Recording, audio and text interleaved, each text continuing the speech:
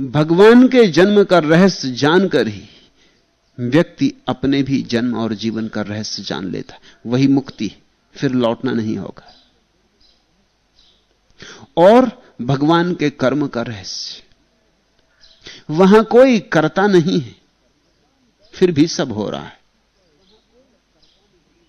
भगवान बैठ के यहां एक एक चीज का हिसाब नहीं कर रहा है कि अब इस झाड़ को पानी चाहिए, और अब इस आदमी को रोटी चाहिए, और अब ये पत्ता पीला पड़ गया है इसको गिराना चाहिए, और अब वसंत आया जा रहा है तो बीज डालने चाहिए, और ये चांद कहीं तिरछा ना चला जाए, कहीं रास्ते से न चूक जाए, तो सब बैलगाड़ी को ठीक ठीक हाँकते रहना चाहिए। ऐसा कोई भगवान नहीं है जो व्यवस्था कर रहा है। यह व्यवस्था बड़ी स्वाभाविक है, कोई करने वाला नहीं। यहां कोई बैठा हुआ बीच में इस सारे आयोजन को संभाल नहीं रहा। लोगों की भगवान के प्रति धारणाएं इसी तरह की, वो यही सोच रहे हैं कि कोई सत्ताधारी आज्ञा दे रहा है, जगह जगह फरमान निकाल रहा होगा कि अब ऐसा होने दो, अब ऐसा होने दो, अब रात हो जाने दो, अब दिन हो जाने दो, अब देर हुई जा रही है, अब जल्दी से सुबह करो, सूरज को निकालो। कोई कहीं करता नहीं है, सब हो रहा है। वैसी ही दशा तुम्हारी भी है, तुम्हारे भीतर भी सब हो रहा है, करता कोई भी नहीं। छोटे पैमाने पर तुम इस बड़े विराट का छोटा सा लक्षण हो। तुम अपने भीतर ही खोज के देखो, भूख लगती तब कोई भूख लगाता है? जब तुम श्वास भीतर लेते हो तो कोई श्वास भीतर लेता है? जब नींद आती तो कोई नींद लगाता है? कब तुम बच्चे से जवान हो गए और कब जवान से बूढ़े हो गए, कोई कर रहा है? सब हो रहा है। इस सूत्र को हृदय में संभाल के रखना, सब हो रहा है। जैसे ही तुम्हें यह बात समझ में आ जाए कि सब हो रहा है, सारी चिंताएं समाप्त हो जाती। चिंता यही है कि कहीं ऐसा ना हो कि मैं कुछ चूक जाऊं, कुछ कर ना पाऊं, कहीं वैसा ना हो जाए। चिंता कर्ता की छाया है। मेरे पास लोग आते हैं, वो कहते हैं हम चिंता से कैसे मुक्त हो। मैं उनसे कहता हूं तुम प्रश्न ही गलत पूछते हो, पूछो कर्ता से कैसे मुक्त हो। करता रहेगा तो चिंता रहेगी, और अब तुम एक नई चिंता ले रहे हो सिर पे मोल की, चिंता से कैसे मुक्त हो। अब यह भी तुम्हें करके दिखाना है। अब ये और एक नया कर्ता पैदा होगा कि चिंता से मुक्त होना है। समझो, कर्ता कोई भी नहीं। ये सारा का सारा जो हो रहा है स्वाभाविक है, सहज है, अपने से है, स्वयंभू है। जैसे ही यह बात समझ में आती है, एक विश्राम आ जाता है। फिर कोई चिंता नहीं, फिर जो होता है ठीक ही होता है, जो होगा ठीक ही होगा, जो हुआ ठीक ही हुआ। इसलिए भक्त कोई पश्चाताप नहीं करता, और न भविष्य की चिंता करता है, न योजना बनाता है। और भक्त के मन में कभी यह द्वंद्व नहीं उठता कि ऐसा कर लेते तो अच्छा होता, वैसा क्यों कह दिया, वैसा क्यों कर लिया।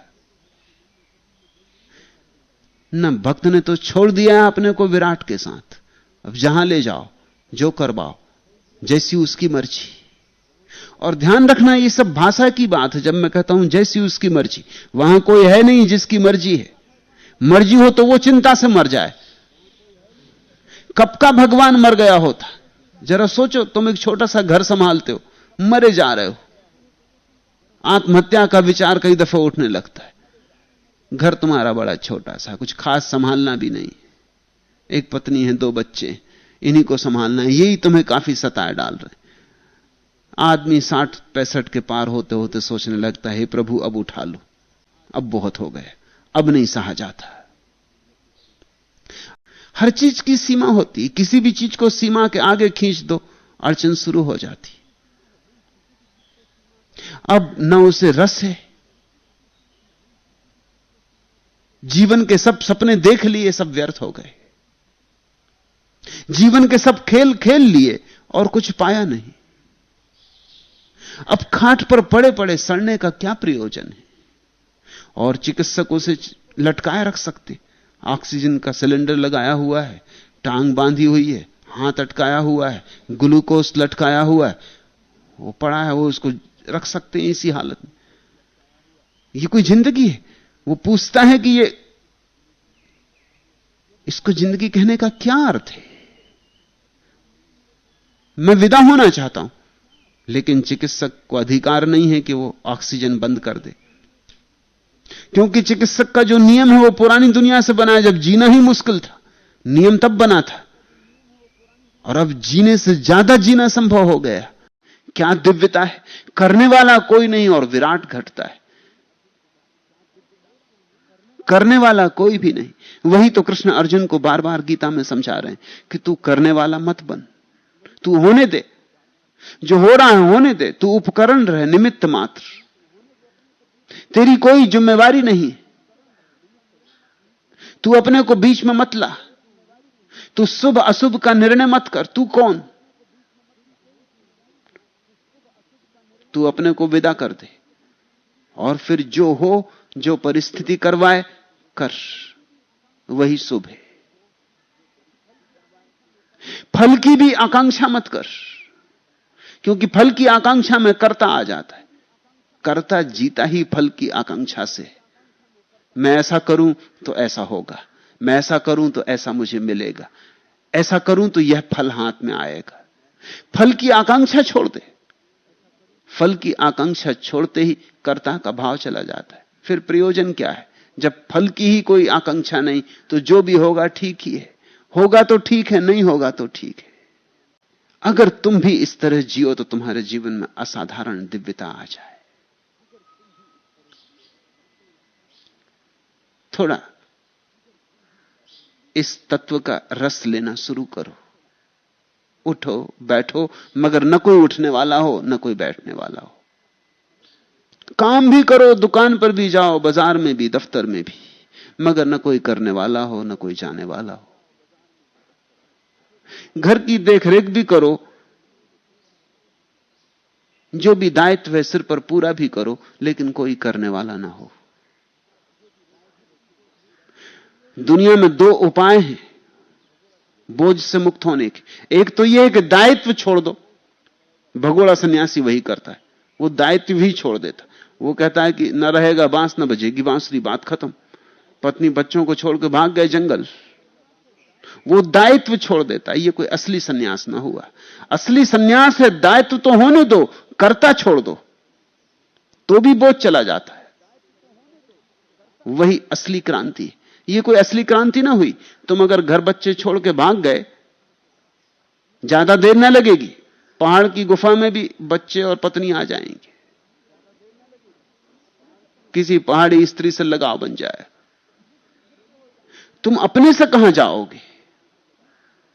शिष्य इकट्ठे हो जाएंगे, उन्हीं से तुम्हारा भाव हो जाएगा, वही जो तुम्हारा अपने बच्चों से था, उन्हीं से मोह लग जाएगा। कल तुम्हारा शिष्य मर जाएगा तो तुम उसी तरह रोगे जिस तरह तुम्हारे बेटे के मरने से रोते। तो फर्क क्या हुआ?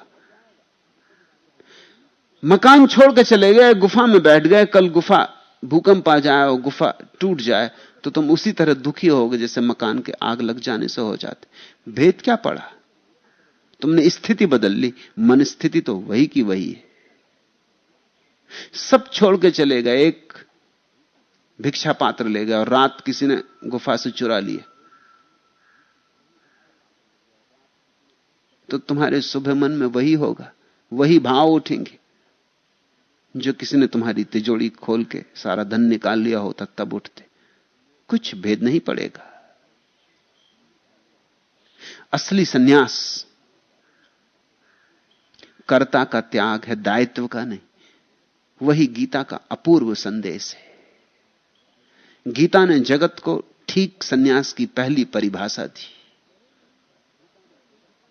गलत सन्यास बहुत पुराना था। गीता ने एक अनूठे सन्यास की परिभाषा दी। गीता ने कहा रहो यहीं, जियो यहीं, और फिर भी भीतर से सब शून्य हो जाए। अर्जुन से वो कह रहे हैं तू लड़ और भीतर से शून्य भाव से लड़।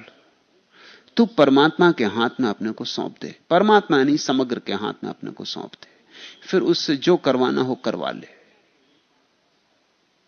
जीत होगी कि हार, यह भी विचारनी नहीं। तू है ही नहीं करने वाला, तो फिर फल विचारणी नहीं हो सकता। अगर परमात्मा का जन्म और कर्म बहुत दूर की बात मालूम पड़े, बहुत एब्स्ट्रैक्ट हवाई बात मालूम पड़े, तो इस पृथ्वी पर जो कभी कभी परमात्मा की थोड़ी सी झलक मिलती, उनमें पहचानने की कोशिश करना। उनमें भी तुम वही पाओगे, वही शून्य भाव, भीतर कोई भी नहीं, कर्म का विराट जाल और कर्ता का अभाव। उनकी करुणा ही उनके जन्म आदि का प्रधान कारण है। करुणा, जीवन के दो सूत्र हैं, एक वासना और एक करुणा। अज्ञानी वासना से जीता है, ज्ञानी करुणा से। और इस पृथ्वी और आसमान का फर्क हो जाता दोनों में। वासना का अर्थ होता है मैं ये कर रहा हूं ताकि मुझे वह मिले। करुणा का अर्थ होता है ये मैं कर रहा हूं ताकि यह मैं दे सकूं। करुणा यानी दान। वासना भिखारी बनाती, करुणा सम्राट। मुख्यम तस्य ही कारुण्यम, उनकी करुणा ही उनकी जीवन क्रियाकलाप का आधार है।